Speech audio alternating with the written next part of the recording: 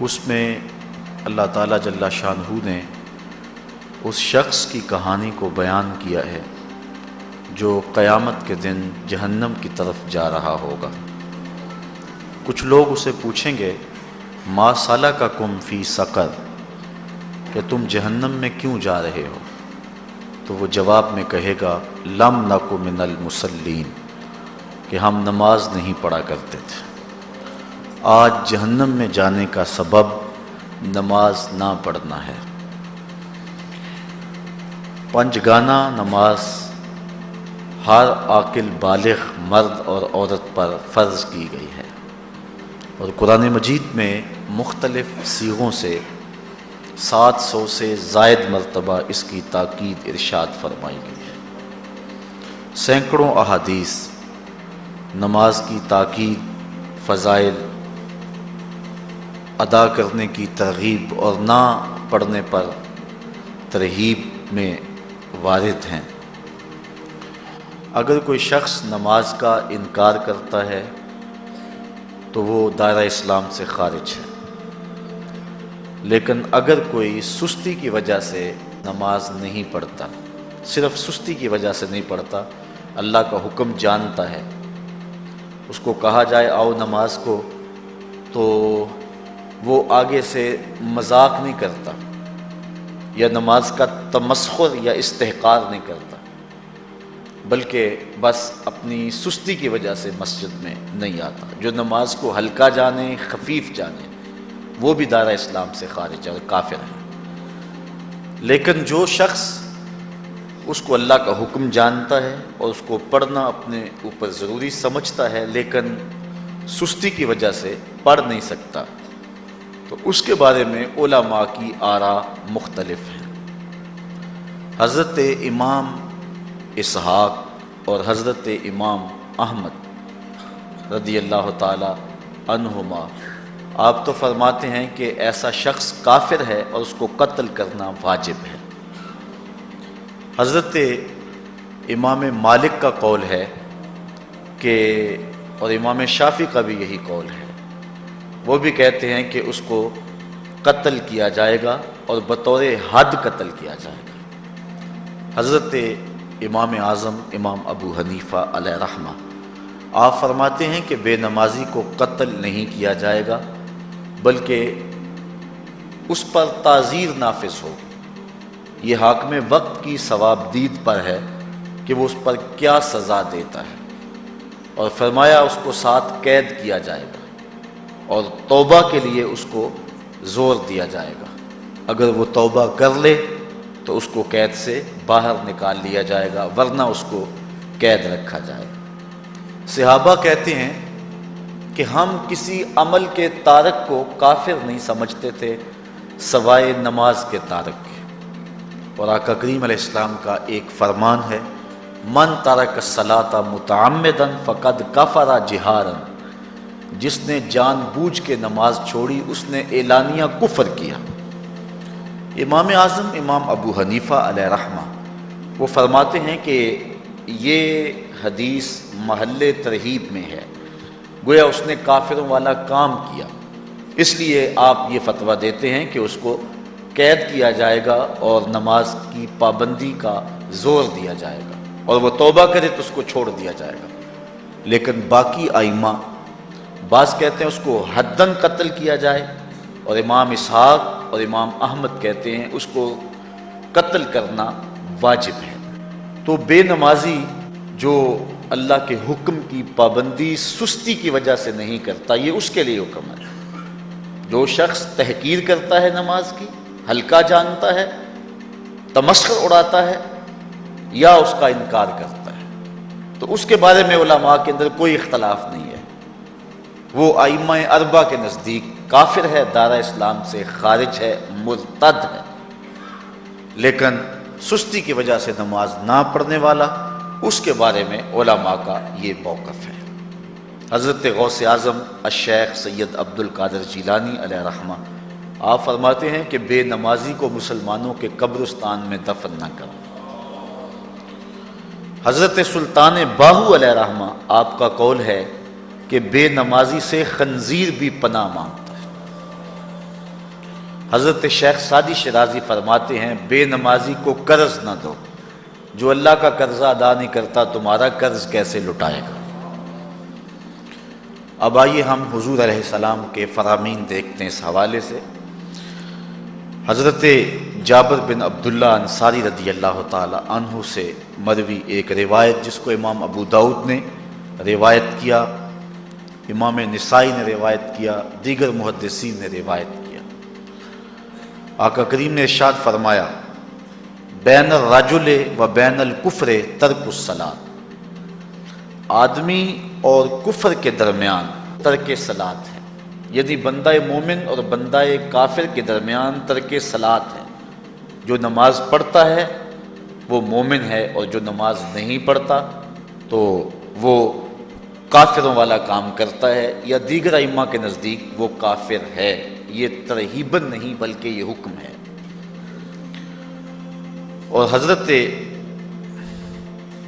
نبی رحمت صلی اللہ علیہ وسلم کا ایک دوسرا فرمان ان الفاظ کے ساتھ ہے بین الرجل و بین الشرک والکفر ترک الصلاۃ، شرک و کفر اور بندہ مومن کے درمیان نماز ترک کرنا ہے۔ حضرت امام ابن ماجہ نے ان الفاظ کے ساتھ روایت کو نقل کیا ہے بین الکفر والایمان ترک الصلاۃ، ایمان اور کفر کے درمیان نماز کا ترک کرنا ہے۔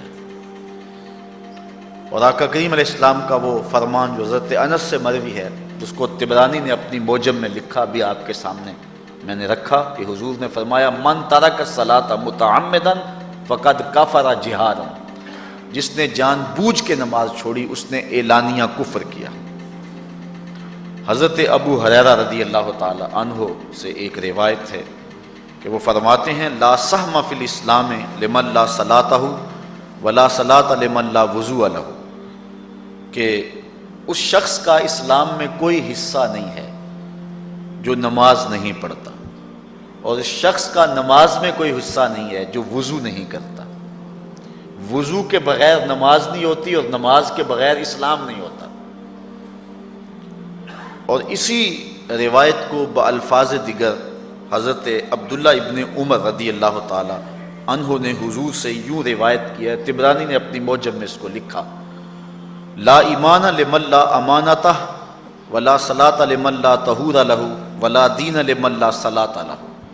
حضور فرمایا کہ اس شخص کا ایمان نہیں جس میں امانت نہیں، اور اس شخص کی نماز نہیں جس کو پاکیزگی حاصل نہیں، اور اس شخص کا دین نہیں جس کو نماز نصیب نہیں۔ حضرت امام ابن ماجہ نے اس روایت کو اپنے الفاظ کے ساتھ روایت کیا ہے۔ حضرت بریدہ رضی اللہ تعالیٰ عنہ اپنے باپ سے روایت کرتے ہیں، اور وہ حضور سے روایت کرتے ہیں۔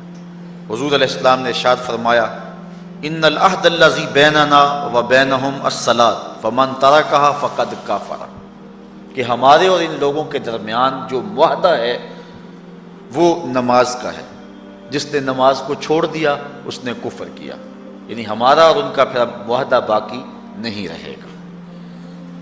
حضرت امام بخاری نے روایت نقل کی ہے، حضور نے ارشاد فرمایا من ترک الصلاۃ العصر فقد حبط اعمالہ، جس نے عصر کی نماز چھوڑی اللہ اس کے سارے عمل برباد کر دیتا۔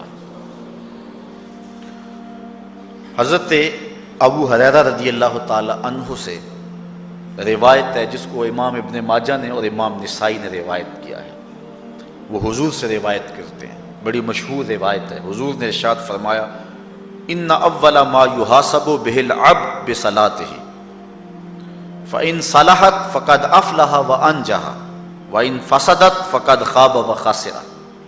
فرمایا قیامت کے دن بندے سے سب سے پہلا حساب نماز کا لیا جائے گا، اگر اس کی نماز ٹھیک ہو گئی تو وہ فلاح پا گیا، اگر پہلا تول ٹھیک آ گیا تو وہ کامیاب ہے، وانجح اور نجات پا گیا، وان فسدت فقد خاب وخسر، اور اگر پہلا تول ہی ٹھیک نہ ہوا تو پھر وہ ذلیل و رسوا ہو گیا۔ حضرت عبادہ بن صامت رضی اللہ تعالیٰ عنہ سے ایک طویل روایت ہے، وہ کہتے ہیں کہ حضور علیہ السلام نے مجھے 7 چیزوں کا حکم دیا، مجھے وصیت کی کہ ان 7 کاموں کو کرنا ہے۔ ان کے اندر جو دوسری چیز تھی وہ حضور نے یہ ارشاد فرمائی وَلَا تَتْرُكُوا الصَّلَاةَ مُتَعَمِّدِينَ فَمَنْ تَرَكَهَا مُتَعَمِّدًا فَقَدْ خَرَجَ مِنَ الْمِلَّةِ کہ جان بوجھ کے کبھی نماز نہ چھوڑنا، جس نے نماز چھوڑی وہ ملت اسلامیہ سے نکل گیا۔ اور حضرت معاذ بن جبل رضی اللہ تعالی عنہ سے بھی ایک طویل روایت ہے کہ حضور نبی رحمت صلی اللہ علیہ وسلم نے ان کو 10 وصیتیں کی تھیں حصول برکت کے لیے۔ یہ ساری حدیث میں آپ کے سامنے رکھ دیتا ہوں۔ کہتے ہیں اوصانی رسول اللہ صلی اللہ علیہ وسلم بعشر کلمات، حضور نے مجھے 10 باتیں ارشاد فرمائیں، حکمت سے بھری اور رحمتوں سے بھری ہوئی ایک ایک بات ہے، ان کے بول بہاروں جیسے اور اصحاب ستاروں جیسے۔ تو اتنا خوبصورت کلام، لہو خورشید کا ٹپکی اگر ذرے کا جگر چیر۔ حضور نے 10 باتیں حضرت معاذ بن جبل رضی اللہ تعالی عنہ کو بطور وصیت ارشاد کی۔ کہتے ہیں کالا، حضور نے مجھے کہا، ارشاد کیا، لا تشرک باللہ شیئا وان قتلت وحرقت، اللہ کے ساتھ کسی کو شریک نہ ٹھہرانا، اگرچہ تجھے قتل بھی کیا جائے اور تجھے آگ میں جلا بھی دیا جائے، کبھی بھی اللہ کے ساتھ شریک نہ ٹھہرانا۔ دوسری بات حضور نے مجھے یہ ارشاد فرمائی وَلَا تَعْصِ وَالِدَيْكَ وَإِنْ أَمَرَاكَ أَن تَخْرُجَ مِنْ أَهْلِكَ وَمَالِكَ، کہ اپنے والدین کی کبھی نافرمانی نہ کرنا، اگرچہ تجھے حکم دیں کہ اپنے مال کو اور اپنے بچوں کو لے کے گھر سے نکل جا، تو کہا یہ کر لینا، نکل جانا، لیکن والدین کی نافرمانی نہ کرنا۔ تیسری بات حضور نے ارشاد فرمائی وَلَا تَتْرُكَنَّ صَلَاةً مَكْتُوبًا مُتَعَمِّدًا فَإِنَّ مَنْ تَرَكَ صَلَاةً مَكْتُوبَةً مُتَعَمِّدًا فَقَدْ بَرِئَتْ مِنْهُ ذِمَّةُ اللَّهِ۔ فرمایا اے معاذ بن جبل، فرض نماز جان بوجھ کر کبھی بھی نہ چھوڑنا، زندگی میں کبھی نہ ہو کہ تجھ سے فرض نماز چھوٹے، اس لیے کہ جس نے فرض نماز جان بوجھ کے چھوڑ دی، اللہ اور اس کے رسول نے اس سے اپنا ذمہ اٹھا لیا، اب وہ جدھر مرضی جائے، اللہ نے جو ذمہ لیا ہوا ہے مومن کا، اللہ اٹھا لیتا ہے۔ چوتھی چیز حضور نے جو ارشاد فرمائی وَلَا تَشْرِبَنَّ خَمْرًا فَإِنَّهُ رَأْسُ كُلِّ فَاحِشَةٍ، اے معاذ بن جبل، زندگی میں کبھی بھی شراب نہ پینا، ہر بے حیائی کی جڑ ہے اور بنیاد ہے شراب۔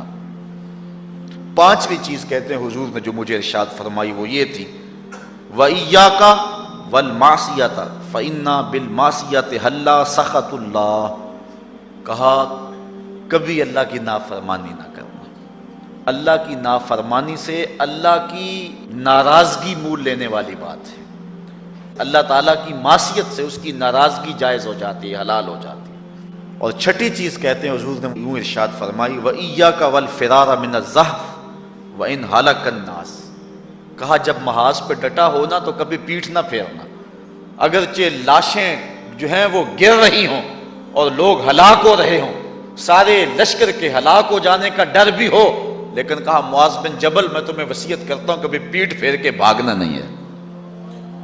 حضور نے کہتے ہیں مجھے جو 7ویں چیز ارشاد فرمائی وہ یہ تھی وَإِنْ أَصَابَ النَّاسَ مَوْتٌ فَاصْبُتْ، اگر تو کسی ایسے علاقے میں رہتا ہو جہاں موت آ جائے، کوئی بیماری آ جائے موت والی، تو علاقہ چھوڑ کے بھاگنا نہ، وہیں رہنا، تیری قسمت میں زندگی ہوئی تجھے کوئی موت دے نہیں سکتا، اور اگر موت تیرے لیے لکھی گئی ہے تو جہاں مرضی چلا جائے تو موت سے بچ نہیں سکتا، اس لیے ایسے مقام سے بھاگ کر نہ جانا، وہیں ڈٹے رہنا اور وہیں رکے رہنا۔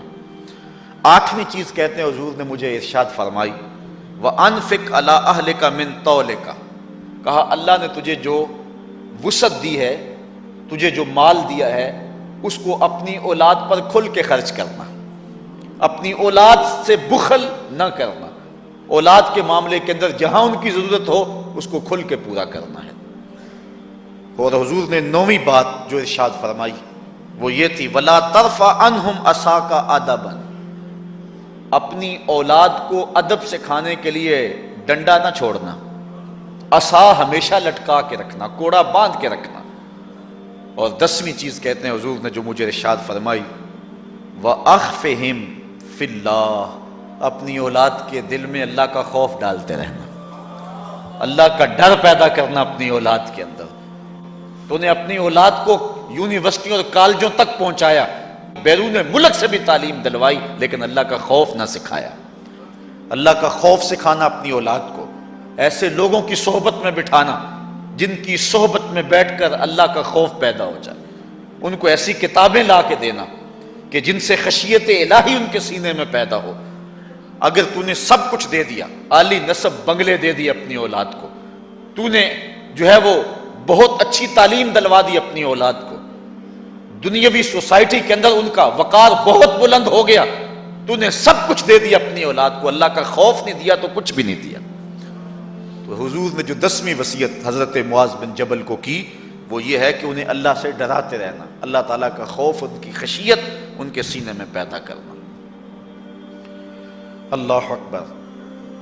حضور کا ایک اور فرمان سنیے، حضور نے فرمایا کہ جو شخص نماز چھوڑتا ہے، ایک طویل حدیث ہے جس کا یہ حصہ ہے، وَقَانَ يَوْمَ الْقِيَامَةِ مَعَ قَارُونَ وَفِرْعَوْنَ وَحَامَانَ وَأُبَيِّ بْنِ خَلَف، جو نماز ترک کرتا ہے قیامت کے دن قارون کے ساتھ، فرعون کے ساتھ، حامان کے ساتھ اور ابی ابن خلف کے ساتھ کھڑا کر دیا جائے گا۔ جس صف میں اللہ کے دشمن کھڑے ہوئے ہوں گے، بے نوازی کو بھی اس صف میں کھڑا کر دیا جائے گا۔ کتنی رسوائی ہے، کتنی ذلت ہے۔ کوئی بندہ یہ گوارا کرتا ہے کہ مجھے اس صف میں کھڑا کر دیا جائے جس میں دشمنان خدا کھڑے ہوں، دشمنان رسول کھڑے ہوں؟ میری کوئی بہن، میری کوئی بیٹی کیا یہ گوارا کر سکتی ہے کہ اس کو حضور پہ کانٹے پھینکنے والی ام جمیل کے ساتھ کھڑا کر دیا جائے، اس کو حضور کو اذیت دینے والی عورتوں کے ساتھ کھڑا کر دیا جائے؟ نہ میری کوئی بہن اور نہ کوئی میری ماں اس بات کو گوارا کرتی۔ تو جب ہم یہ گوارا نہیں کرتے تو پھر ہمیں عزم کرنا چاہیے کہ آج کے بعد نماز نہیں چھوڑنی ہے۔ میں نے کسی جگہ پہ یہ بات بیان کی اور ساری گفتگو اسی عنوان سے ہوئی، کچھ ماحول ایسا بنا ہوا تھا، تو مجھے بعد میں صابر نامی وہاں کے ایک ساتھی نے فون کیا 2 یا 3 دن کے بعد، کہنے لگا کہ ہماری بستی میں ایک شخص بھی بے نمازی نہیں رہا ہے۔ اس حدیث کا زور اتنا ہے، اس حدیث کا وزن اتنا ہے۔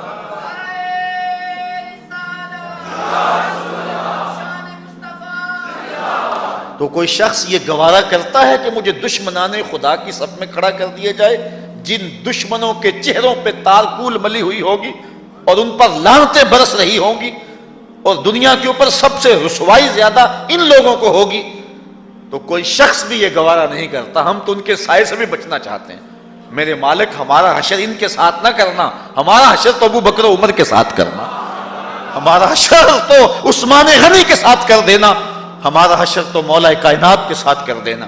مالک، ہمارا حشر بریلی کے امام احمد رضا کے ساتھ کر دینا، ہمارا حشر امام غزالی کے ساتھ کر دینا، بلال حبشی کے ساتھ کر دینا۔ ہماری آرزویں تو یہ ہیں، ہماری تمنائیں تو یہ ہیں۔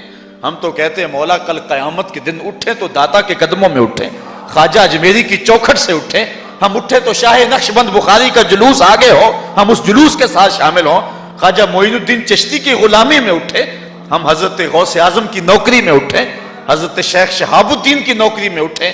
تو ہماری آرزویں تو یہ ہیں، ہماری تمنائیں تو یہ ہیں، لیکن اگر ہم یہ چاہتے ہیں کہ ہم ان لوگوں کے ساتھ اٹھیں تو پھر ایک نماز بھی ترک نہیں کرنا ہوگی، اور اگر نماز ترک ہو گئی تو کتنی بڑی سزا ہے، کتنی بڑی رسوائی ہے، کتنی بڑی ذلت ہے، اور یہ آپ کے رسول کا فرمان ہے۔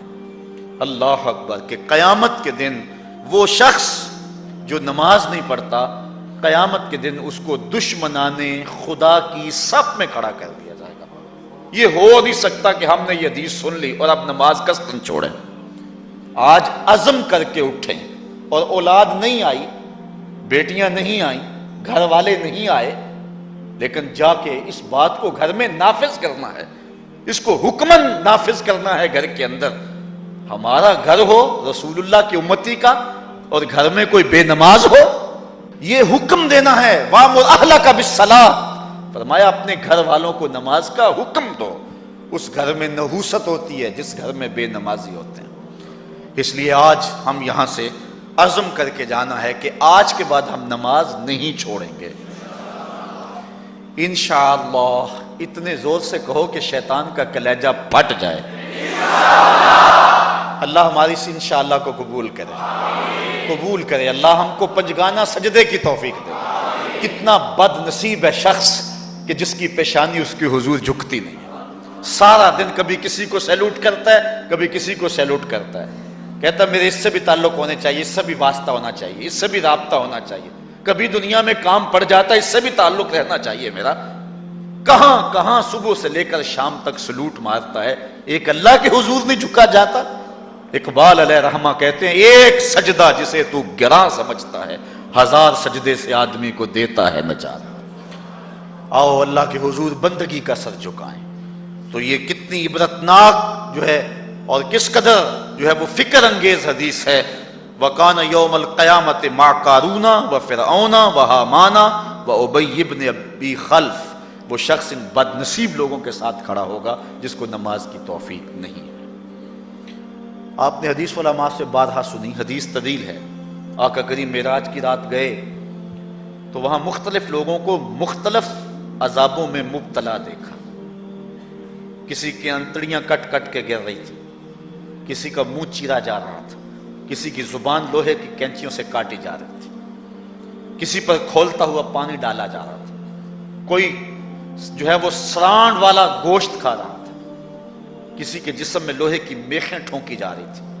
لیکن ایک قوم کو حضور نے دیکھا، ایک بھاری پتھر سے ان کا سر کچلا جاتا ہے اور پتھر کے واپس آنے تک دوبارہ صحیح ہو جاتا ہے، پھر کچلا جاتا ہے۔ حضرت جبریل امین سے حضور نے فرمایا کہ یہ کون لوگ ہیں؟ یا جبریلو من ہاؤلائے، یہ لوگ کون ہیں کہ ان کے سر پتھروں سے کچلے جا رہے ہیں؟ قال ہاؤلائے الذین تثاقلت رؤوسہم عن الصلاۃ المکتوبہ، کہا یہ وہ بد نصیب لوگ ہیں کہ فرض نمازوں سے جن کے سر بوجھل رہتے تھے، نماز پنجگانہ فرض بھی نہیں پڑھا کرتے تھے، یہ وہ بد نصیب ہیں، آج ان کے سر کوٹے جا رہے ہیں۔ یہ تھوڑی سی زندگی ہے، تھوڑی سی زندگی ہے، 60-70 سال بڑی زندگی ہو وہ مگر نصیب ہو جائے تو پتہ نہیں ہے کہ کل ہمارا آنے والا کہاں ہے۔ کتنا غافل اور بد نصیب ہے وہ شخص کہ جس کو سجدہ نصیب نہیں ہے۔ سجدہ تو بندگی کا نام ہے۔ زندگی آمد برائے بندگی، زندگی بے بندگی شرمندگی۔ بندہ تو ہے ہی بندگی میں۔ کسی شخص نے راستے میں جاتے جاتے چائے کی پیالی پلا دی ہو نا بازار میں، تو ہم جب بھی اس گلی سے گزرتے ہیں اس کو سلوٹ کر کے جاتے ہیں، السلام علیکم۔ یار اس سے بڑے سلام لیتے ہو، یہ بڑا محبت والا ہے، بڑے اخلاق والا ہے۔ یار جس نے چائے کی پیالی پلا دی ایک مرتبہ، اس کو تو جاتے آتے سلام کر کے جاتے ہو۔ جس رب نے زندگی بخشی ہے، جس رب نے جو ہے وہ ساری بہاریں عطا کی ہیں، اس کے حضور میں جھکا جاتا ہے۔ کتنا متکبر شخص ہے جو اللہ کے حضور نہیں جھکتا۔ اللہ اکبر۔ کہا یہ وہ بد نصیب لوگ ہیں فرض نمازوں سے جن کے سر بوجھل رہا کرتے تھے۔ اللہ اکبر۔ حضور نبی رحمت صلی اللہ علیہ وآلہ وسلم نے ارشاد فرمایا، نماز چھوڑنا تو خیر بہت بری بات ہے، جو شخص نماز پڑھتے ہیں لیکن جماعت سے نہیں پڑھتے، فرمایا میرا جی چاہتا ہے کہ اپنی جگہ کسی اور کو کھڑا کروں اور جوانوں کا ایک گروہ ساتھ لوں، اور جو لوگ مسجد میں نماز پڑھنے نہیں آتے ان کے گھروں کو آگ لگا دوں۔ رحمت للعالمین آقا فرما رہے ہیں کہ ان کے گھروں کو آگ لگا دوں۔ کتنا غصہ ہے ان لوگوں پر کہ جو مسجد میں آ کر نماز نہیں پڑھتے، اور جو پڑھتے ہی نہیں، اس دور میں تو کوئی تھا ہی نہیں کہ مومن ہو نماز نہ پڑھتا ہو۔ اللہ اکبر۔ تو مومن نماز ہی پڑھتے تھے، تو اگر کسی سے گھر میں نماز پڑھی گئی تو فرمایا میرا جی چاہتا ہے۔ آج نماز تو نماز رہی، ہم کو تو جمعہ بھی نصیب نہیں ہے۔ کتنے لوگ ہیں کہ جو پابندی کے ساتھ نماز جمعہ بھی نہیں پڑھتے۔ حضور کا ایک فرمان سنیے، آقا کریم نے ارشاد فرمایا من ترک الجمعۃ ثلاث جمع متوالیات فقد نبذ الاسلام وراء ظہرہ، جس نے بغیر کسی عذر کے 3 جمعے چھوڑ دیے اس نے اسلام کو اپنی پشت کے پیچھے ڈال دیا، اس نے پرواہ ہی نہیں کیا اسلام کی۔ اور ایک حدیث کے لفظ ہیں من ترک ثلاث جمعات من غیر عذر کتب من المنافقین، جس نے بغیر کسی عذر کے 3 جمعے چھوڑ دیے اس کا نام منافقوں کی فہرست میں لکھ دیا جاتا۔ اور ایک حدیث کے لفظ اس حوالے سے ہیں من ترک ثلاث جمع تہاونا بہا طبع اللہ علی قلبہ، جس نے سستی کی وجہ سے 3 جمعے چھوڑ دیے تو اس کے دل پر اللہ غفلت کی مہر لگا دیتا ہے۔ یہ وہ بد نصیب شخص ہے کہ جو نماز جمعہ چھوڑتا ہے۔ حضرت ابن حجر نے الزواجر کے اندر ایک روایت لکھی ہے، وہ فرماتے ہیں جو شخص نماز ترک کرتا ہے اس کو بہت ساری رسوائیاں ہیں۔ وقت اتنا طویل نہیں ہے کہ ایک ایک چیز کو تفصیل سے بیان کروں۔ وہ کہتے ہیں پہلی بات تو یہ ہے کہ اس کی عمر میں برکت اٹھا لی جاتی، دوسری بات اس کے چہرے سے صالحین کا نور اتار لیا جاتا، تیسری بات وہ کوئی بھی عمل کرے اس کا ثواب نہیں ملتا اس کو، یہ دنیا پر اس کو سزائیں ہیں۔ چوتھی سزا دنیا پر اس کو یہ ملتی ہے اس کی دعائیں قبول نہیں ہوتی، اور 5ویں سزا اس کے لیے یہ ہے کہ اس کے لیے جو نیک لوگ دعا کرتے ہیں ان دعاؤں کا حصہ اسے نہیں ملتا۔ مومن نیک سحری وقت اٹھ کے دعا مانگتے اللہ پوری امت پر کرم کر دے، تو یہ بھی امت میں شامل ہے، دعا اللہ والے کی تو قبول ہوئی لیکن اس کا حصہ نکال دیا گیا، اس کا حصہ نیک لوگوں کی دعاؤں سے نکال دیا گیا۔ اور جب وہ مرنے لگتا ہے نزا کے وقت 3 اس کو سزائیں ملتی، ایک تو بھوکا مرتا ہے، دوسرا پیاسا مرتا ہے، تیسرا ذلیل ہو کے مرتا ہے۔ اور قبر کے اندر اس کو 3 سزائیں ہیں۔ حضرت امام ابن حجر کہتے ہیں ایک تو اس کی قبر تنگ کر دی جائے گی، حتیٰ کہ ادھر والی پسلیاں ادھر اور ادھر والی پسلیاں ادھر۔ دوسرا اس کی قبر میں آگ ڈالی جائے گی، جو اللہ کے حضور نہیں جھکتا اس کی قبر اس لائق ہے کہ اس میں آگ ڈالی جائے۔ اور تیسری اس کے اوپر ایک اژدہا مسلط کر دیا جائے گا جس کا نام ہے شجاع الاقرع، اور جب وہ ڈنگ مارے گا تو 70 گز تک وہ شخص زمین میں دنس جائے گا، اور وہ مسلسل یہ ڈنگ مارتا رہے گا۔ اور کہا کہ 3 سزائیں اس کو حشر میں پہنچیں گی، ایک تو اس کا حساب سختی سے لیا جائے گا، اور جس کا حساب سختی سے لیا گیا وہ بچ پائے گا، حساب سے بچے گا وہ جس سے اللہ صرف نظر کرے گا۔ اللہ اکبر۔ ایک تو اس کا حساب سختی سے لیا جائے گا، دوسرا اللہ تعالیٰ جل شانہ اپنے قہر و غضب کا اس پہ اظہار کرے گا، اور تیسری اس کو سزا یہ دی جائے گی کہ اس کو جہنم میں ڈال دیا جائے گا۔ ساتھیاؤ، میں اور آپ آج کی اس بزم میں یہ پختہ عزم کر کے اٹھیں کہ آج ہم خود بھی اور اپنی اولاد کو بھی، اپنے دوستوں کو بھی، میرے والد گرامی فرمایا کرتے تھے جس سے دوستی ہو نا اس کی انگلی پکڑ کے دین کی راہ پہ لے آؤ، یہ دوستی کا حق ہے۔ اس کے لیے آپ بہت کچھ کرتے ہیں لیکن اگر اس کو دین نہیں دیا تو کچھ بھی نہیں دیا۔ کوشش کرو میرا دوست ہو اور جہنم میں جائے۔ والدین بچے کے مستقبل کے لیے کتنی کوشش کرتے ہیں، لاکھوں روپیہ لگاتے ہیں مستقبل ٹھیک ہو جائے، کرتے ہیں کہ نہیں کرتے؟ یونیورسٹیوں کے اندر، کالجوں کے اندر کتنی بھاری فیسیں بھرتے ہیں، کیوں اتنا کچھ کیوں کر رہے ہو؟ میں نے دیکھا بوڑھا باپ اپنی کمر پہ بوریاں لاد کے مزدوری کرتا ہے، مائیں اپنا زیور بیچ رہی ہیں کہ اولاد پڑ جائے۔ میاں اتنا کچھ کیوں کر رہے ہو؟ جی مستقبل ٹھیک ہو جائے۔ یہ مستقبل کتنا ہے؟ 20-25 سال کا، اور جو اصل مستقبل ہے اس کی فکر ہی نہیں کسی کو۔ اصل مستقبل تو وہ ہے، اللہ اکبر۔ بیرون ملک جائے بیٹا تو ماں کہتی ہے بس دعا کرو کہ میرا بیٹا خیریت سے پہنچ جائے۔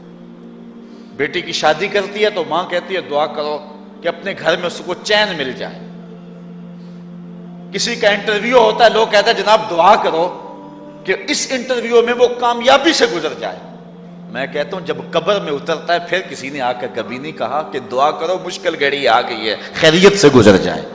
اصل امتحان تو یہ ہے، اگر اس امتحان سے گزر گیا تو کامیابی اور بامرادی۔ یہ تھوڑا سا مستقبل دنیا کا، اس کے لیے ہم کتنے پیسے لگا دیتے ہیں۔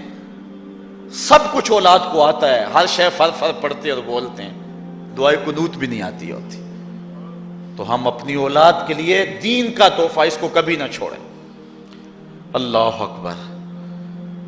کوشش کریں، محنت کریں. حضور نبی رحمت صلی اللہ علیہ وآلہ وسلم نے ان بد عمل واعظین کی بات بھی کی ہے کہ جو لوگوں کو نیکی کا حکم دیتے ہیں اور خود اس پہ عمل نہیں کرتے. آج ہمارے کچھ واعظین لوگوں کو تو واعظ و تلقین اور نصیحت کرتے ہیں اور خود نماز میں سخت سستی کا ارتکاب کرتے ہیں، اور جس سے قوم کے اندر نماز میں سستی عملاً پیدا ہو جاتی ہے. کوئی عرس کی تقریب ہو، کوئی محفل نعت ہو، کوئی جلسہ ہو، کوئی شادی کی تقریب، نماز کے وقت کا پورا پورا خیال رکھا کریں اور اس بات کا لحاظ رکھا کریں. بلکہ ہمارے ہاں ایک عجیب سا فیشن ہے اور عجیب سی بات ہے، میں بڑا حیران ہوا کرتا ہوں کہ عشاء کے بعد جب جلسے ہوتے ہیں نا ہمارے مساجد کے اندر، تو مغرب سے اعلان شروع ہو جاتا ہے آج رات فلاں صاحب خطاب فرمائیں گے، اور پھر جب نماز عشاء ہوتی ہے تو ہمارا نقیب محفل کھولتا ہے لاؤڈ سپیکر اور وہ اعلان کرتا ہے حضرات جماعت ہو چکی ہے، اب مسجد میں آ جائیں. یعنی یہ نماز کو ہلکا کرنے والی بات ہے. ان کو کہا جا رہا ہے کہ بلکہ بعض تو کہہ دیتے ہیں جس کا تمہیں ڈر تھا وہ گزر گئی ہے، اب آ جاؤ. کیا لینا ہے جلسے میں آ کر اگر نماز ہی نہیں پڑھنی ہے تو؟ ممبر و محراب کے جو ذمہ دار ہیں ان سے جو ہے وہ عجیب و غریب قسم کی جو ہے وہ حرکات سکنات سرزد ہو رہی ہیں. یہ جو جہل نقیبوں کا ایک غول آ گیا نا، یہ بھی ایک بہت بڑی مصیبت ہے. ایک تو بے تحاشا القاب، دوسرا دین کی روح سے ناشنائی. وہ کسی نے کہا تھا نا کہ پہلے حضرت غوث پاک ولی بناتے تھے، چور سے کتب بناتے تھے، آج کل ہم بناتے ہیں. کہا تم کیسے؟ کہا ہمیں پتہ ہوتا ہے یہ چور بیٹھا ہوا ہے، ہم کہتے ہیں غوث زمان اور کتب دوران. بے تحاشا اور بے تکا انداز، اور پھر دین کی روح سے یہ ناشنائی کہ باقاعدہ اعلان ہوتا ہے جناب جماعت ہو چکی اب تو آ جاؤ. تو کیا کرنا ہے ساری رات جاگ کے اگر عشاء کی نماز ہی نہیں پڑھی تو نماز کو ہلکا کیا گیا ہے. اسی طرح جلسہ لمبا ہو رہا ہے اور نماز کا وقت سکڑ رہا ہے. ان چیزوں کا التزام کرنا ہے، ہم نے کوشش کرنی ہے. اور یہ بھی ایک مصیبت ہے کہ دربار بڑا اونچا ہے اور مسجد کے اندر جانوروں کی بینٹیں پڑی ہوئی ہیں. حیثیت تو مسجد کی ہے، دربار کی تو ثانوی حیثیت ہے. دربار پہ 3 کروڑ روپیہ لگا ہوا ہے اور مسجد میں چٹائیاں بھی موجود نہیں ہیں. اپنے بھی خفا مجھ سے ہیں بیگانے بھی ناخوش، کہ زہر حلاحل کو کبھی کہہ نہ سکا کند، بات وہی کہتا ہوں سمجھتا ہوں جسے حق، نہ ابلہ مسجد ہوں نہ تہذیب کا فرزند. ہم نے ان چیزوں کو دیکھنا ہے.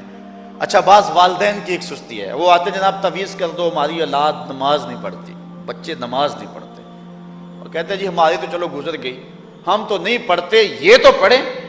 میں کہتا ہوں یہ کیوں پڑھیں جب تم نہیں پڑھتے؟ الولد سر لابیہ، بیٹا باپ کا راز ہوتا ہے.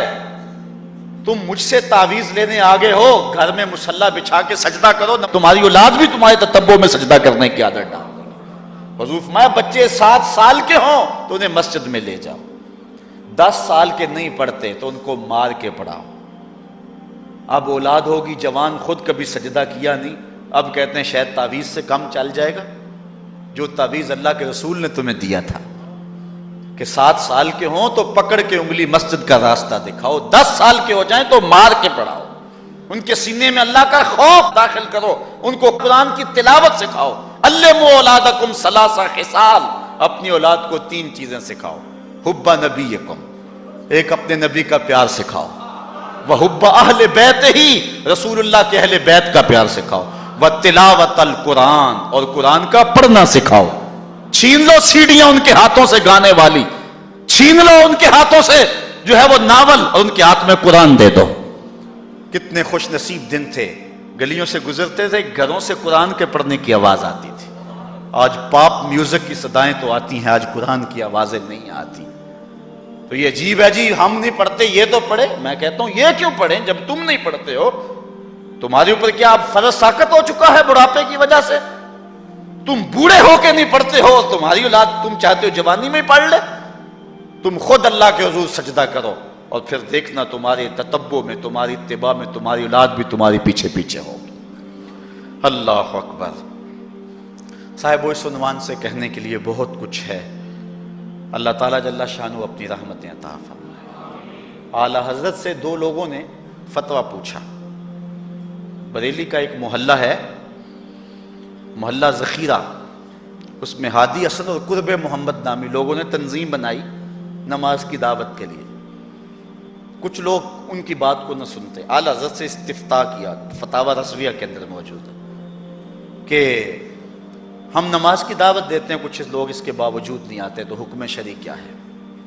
اعلیٰ حضرت فرماتے ہیں کہ پہلے تو نرمی سے انہیں سمجھائیں، آؤ نماز کی طرف۔ نہیں مانتے، مؤثر لوگ ڈالیں جو ان کو کہیں۔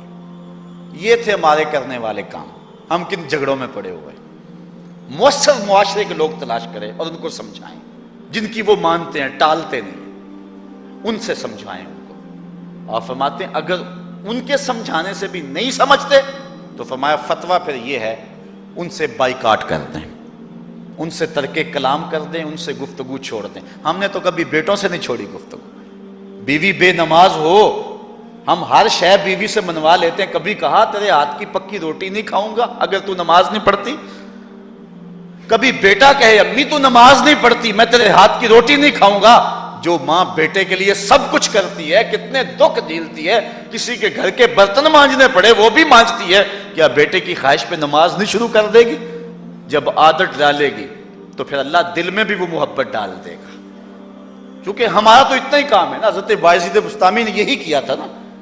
حضرت بایزید بسطامی علیہ رحمہ بسطام کے لوگوں کی تربیت کر رہے ہیں۔